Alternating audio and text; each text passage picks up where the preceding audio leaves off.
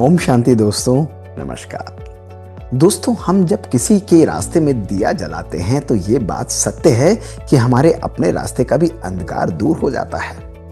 आज यदि हमारे जीवन में कहीं ना कहीं हमें किसी कमी की महसूसता होती है, अगर हमारे जीवन में लगता है कि लोग हमारा सम्मान नहीं करते, लोग हमारी रिस्पेक्ट नहीं करते, हम सब कुछ करते हैं लेकिन फिर भी जीवन में एक ठहराव नहीं है, जीवन के अंदर जो ग्रोथ होनी चाहिए, जो जीवन के अंदर आनंद और खुशी की अनुभूति होनी चाहिए, वो हमको नहीं होती, या यूं कहें जो संतुष्ट हमारा जीवन होना चाहिए उसकी अनुभूति नहीं होती, तो दोस्तों आज के इस एपिसोड को बहुत ध्यान से सुनिएगा। ऐसे ही दोस्तों एक व्यक्ति था, सब कुछ उसके जीवन में था, कार्य करता लेकिन लोगों से पूरे दिन टकराता रहता। जब भी वो कहीं जाता लोग उससे दूर भागते थे, उसको अवॉइड करते थे। ये बात उसको बहुत बुरी लगती। उसे यही लगता कि लोग मेरा सम्मान नहीं करते। अपनी कमियों को जानते हुए भी वो अपनी आदतों से मजबूर था। पहुंच गए दोस्तों वो एक दिन एक महात्मा के पास। उस सिद्ध पुरुष के पास पहुंचकर उस व्यक्ति ने कहा कि आप मुझे कोई तरीका बताइए कि लोग मेरा सम्मान करें। मैं कोशिश करता हूं लेकिन अपनी आदत से ऐसे मजबूर हूं कि कहीं ना कहीं हर व्यक्ति से लड़ना, हर व्यक्ति से झगड़ना, उनकी कमियां निकालना मेरी आदत बन गई है। मेरा अहम मेरे जीवन के अंदर मुझे आगे लेकर आगे बढ़ने देता ही नहीं। दोस्तों, महात्मा उसकी बात को सुनकर मुस्कुराने लगे और वो जानते थे कि कहीं ना कहीं वो अपनी कमी और कमजोरियों को पहचान रहा है, लेकिन फिर भी वो मजबूर था, वो अपने जीवन में परिवर्तन नहीं ला पा रहा था। दोस्तों, महात्मा ने बहुत प्यार से उसे बैठाया और बिठाकर उससे बोले कि शक्ति तुम्हारे अंदर है और मैं तुम्हें कोई मंत्र, कोई बड़ी चीज, कोई उपदेश नहीं दूंगा, लेकिन तुम्हें 3 बातें प्रैक्टिस करने के लिए दूंगा। लेकिन इन 3 बातों को तुम्हें 1 हफ्ते के लिए अभ्यास में लाना पड़ेगा। इन बातों को अपने मन को संयम में रखते हुए, कंट्रोल में रखते हुए, सब बातों को विराम लगाते हुए तुम्हें पूर्ण अभ्यास करना पड़ेगा। और यदि तुमने इनका अभ्यास किया तो तुम देखोगे शुरू में लोग तुम्हारा मजाक उड़ाएंगे, लेकिन धीरे धीरे वो तुम्हारे मित्र बनते जाएंगे और तुम स्वतः ही लोगों का सम्मान खींचने लगोगे। लोग तुम्हारे साथ बात करना चाहेंगे, तुम्हारे नजदीक आना चाहेंगे। लड़के ने कहा, मैं सब कुछ करने को तैयार हूं। महात्मा ने कहा कि बेटा, सबसे पहला अभ्यास जो तुम्हें करना है वो है अपने सीखने की कला को कभी भी समाप्त नहीं होने देना। आज जब तुम यहां से जाओगे, तुम्हें गांव में कोई भी व्यक्ति टकराए, किसी भी प्रकार का व्यक्ति टकराए, वो तुम्हें कोई भी बात बोले, तुम्हें केवल उससे पॉजिटिव बातों को सीखना है, हंस के समान बनना है।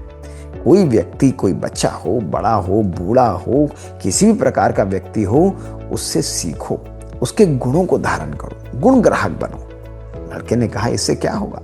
महात्मा ने कहा कि जब तुम्हारा मन पॉजिटिव देखने के लिए प्रोग्राम हो जाएगा, जब तुम्हारी दृष्टि ही सकारात्मक हो जाएगी, तुम दूसरों के गुणों की तरफ ही फोकस करोगे तो तुम्हें उनकी कमियां नहीं दिखाई देंगी। इस दृष्टि से तुम उनके गुणों को स्वयं के अंदर धारण कर पाओगे, उन गुणों को अपने अंदर एब्जॉर्ब कर पाओगे और ये सीखने की कला सदा तुम्हें आगे बढ़ाएगी।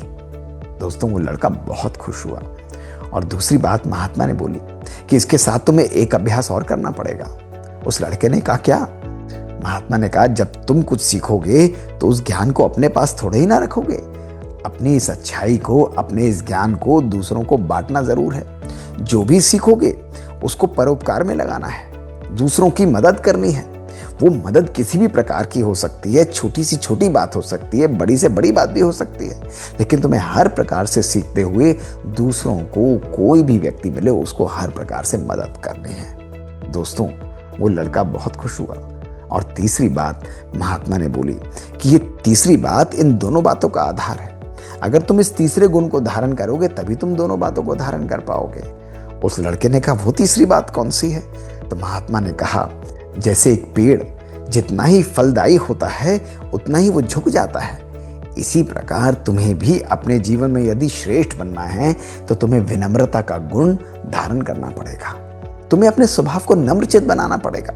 कभी कभी लोग जब तुम्हारा मजाक उड़ाएंगे तो तुम्हें बुरा लगेगा, तुम्हें अपने अंदर से अभिमान और अपमान की फीलिंग होगी, लेकिन ध्यान रखना, अपने इस विनम्रता के गुण को नहीं छोड़ना। दोस्तों, ये कहकर गुरुवर शांत हो गए। उन्होंने कहा कि अब 1 हफ्ते बाद तो मुझे आकर मिलना। अब दोस्तों, वो लड़का बहुत उत्साहित था, अपने गांव की तरफ चल दिया। रास्ते में जाते हुए उसने देखा कि एक छोटा सा बच्चा एक बूढ़ी सी माता की मदद कर रहा था बाहर से पानी खींचने की। वो कुएं में डालकर बैठी थी मटके को, लेकिन उसे बहुत दिक्कत हो रही थी रस्सी से।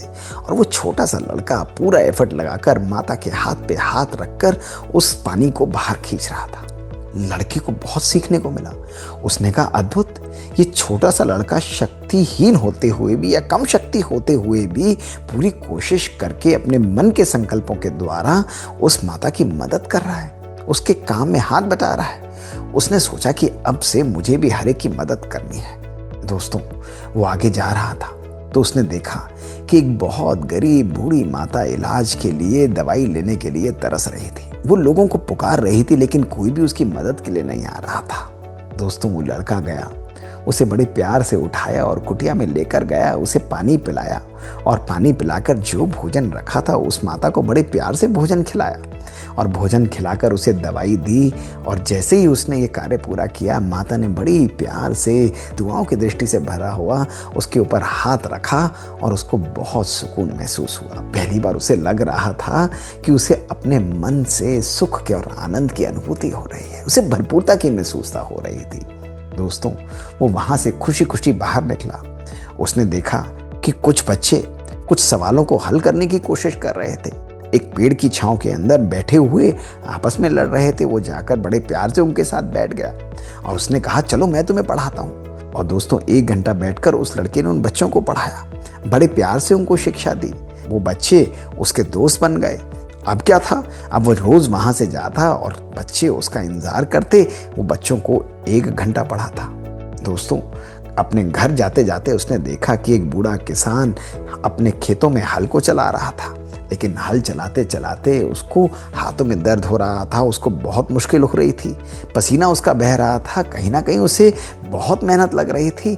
इसने सोचा, मैं इस बूढ़े किसान की भी मदद करता हूँ। और दोस्तों, वो गया, उसने उसके हाथों में हाथ रखकर उस हल को तेजी से खेतों को जोतना आरंभ कर दिया। किसान ने भी अपना दुआओं भरा हाथ उसके सर पर रखा और धीरे धीरे दोस्तों, 1 दिन क्या, 2 दिन क्या, 3 दिन क्या, हर दिन वो हर व्यक्ति की मदद करने लगा, परोपकार करने लगा। और वही लोग जो उससे दूर भागते थे, जो उसका मजाक उड़ाते थे, अब उन्हें लगता कि ये तो बदला हुआ व्यक्तित्व है, ये तो एक अनोखे प्रकार का व्यक्तित्व है। अब ये हमारे पास आता है तो लोग उसको देखते, उसके आने का इंतजार करते, उसके साथ बैठना चाहते थे।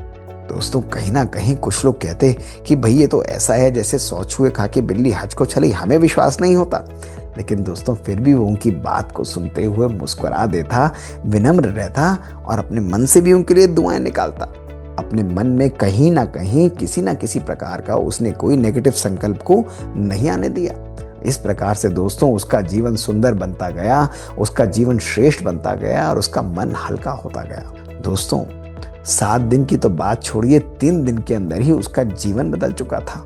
7 दिन बाद जब वो मुस्कुराते हुए महात्मा के पास पहुंचा तो महात्मा ने कहा कि अब तो तुम्हारा चेहरा दमक रहा है, तुम्हारे चेहरे की जो स्माइल है, तुम्हारे जीवन के अंदर जो खुशी है, वो बता रही है कि तुम्हारा जीवन बदल चुका है।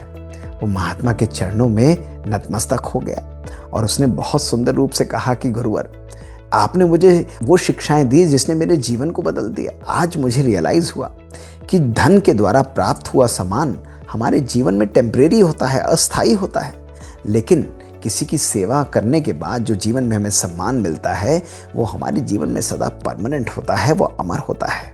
दूसरों की सेवा करना, जीवन में विनम्र रहना और हर व्यक्ति से कुछ ना कुछ सीखना, इन 3 मंत्रों ने मेरे जीवन को बदल कर रख दिया। मेरा जीवन इतना सुख से परिपूर्ण हो चुका है कि मुझे किसी भी स्थूल चीज की इच्छा नहीं होती। मेरा मन हमेशा खुशियों में नाचता रहता है और मुझे जीवन में भरपूरता की महसूसता होती है। परमात्मा की शक्ति मेरे लिए ऐसे कार्य करती है जैसे मैं हर कार्य में सफलता को सहज रूप से आकर्षित करता हूँ। दोस्तों, महात्मा बहुत खुश हुए और उन्होंने कहा कि बेटा, यही वो शक्ति है विनम्रता की जो तुम्हारे जीवन को सदा सदा के लिए बदल कर रख देती है।